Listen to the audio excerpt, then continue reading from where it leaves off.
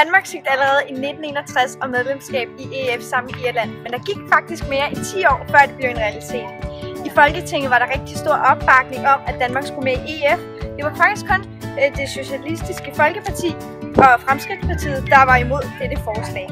Danmark kom med i EF, som også blev kaldt de europæiske fællesskaber, og det blev afgjort ved en folkeafstemning om Danmarks indtrædelse i det, og det blev afholdt den 2. oktober 1972. Ved folkeafstemningen stemte et flertal på 63,4% ja, og siden den 1. januar 1973 har Danmark været med i EF, og det er så senere blevet til EU. I 1992 var der afstemning i Danmark om at komme med i EU. Det var Maastricht-traktaten, vi sagde nej til. Derfor samledes politikerne sig og kom på det nationale kompromis, som kun Fremskridtspartiet ikke stemte ja til.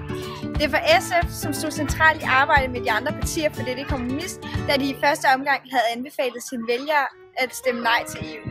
Efter kompromiset anbefalede de et ja. Derfor tog de til Edinburgh for at forhandle med de andre medlemslande.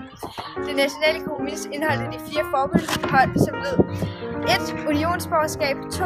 Tredje fase af det økonomiske og monetære union, euro. Og 3. Forsvarspolitik. Og det sidste overstatlige samarbejde med retlige og indre anliggere. Det var et stort problem for Danmark, at vi stemte nej, da det var et adgangskrav for at komme med i. Der skulle nemlig være et flertal i befolkningen. Da politikerne havde fået forhandlet de 4 forbehold igennem, blev der afholdt endnu en afstemning, hvor danskerne stemte ja til EU, og det var 56, der stemte ja.